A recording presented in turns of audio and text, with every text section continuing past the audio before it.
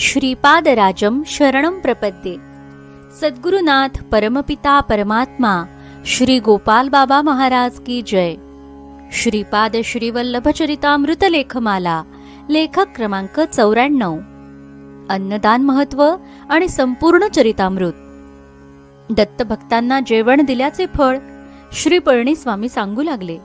हा नाग मागच्या जन्मी एक स्त्री होता।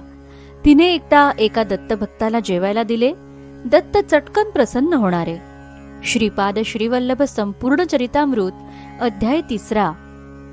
तामिळनाडू चिदंबरम क्षेत्रात पळणीस्वामींच्या आश्रमात माधव नंबूद्रीत सर्पदंश होतो। त्या सर्वांबद्दल बोलताना पळणीस्वामी अन्नदान व दत्ताबद्दल महत्वाचे बोलून जातात, जे आपल्यासाठी मार्गदर्शक आहेत। दत्त चटकन प्रसन्न होणारे व त्यांच्या भक्ताला अन्न भोजन व सुहास्य पाहुणचार हे खरोखरच महत्वाचे उघड गुपित आहेत। एक वेळ दत्तांना काही दिले नाही तर चालते, पण त्यांचा भक्त जर विनमुख परतला तर दत्त शिक्षेची अंमलबजावणी लगेच सुरू करतात।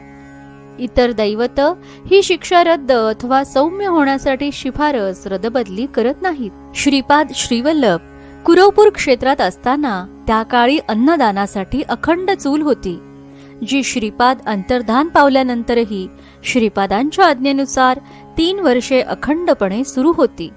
श्रीपाद स्वहस्ते आलेल्या सर्व भक्तांना आगंतुकांना पदार्थ वाढत असत। सद्गुरुनाथ परमपिता परमात्मा श्री गोपाल बाबा महाराज आश्रम पिठापूर येथील अन्नशाळेत मोठी अखंड चूल आहे, जी वर्षानुवर्षे सुरू आहे। हिराचंद गोपालचंद कोठारे। दिगंबरा दिगंबरा श्रीपाद वल्लभ दिगंबरा।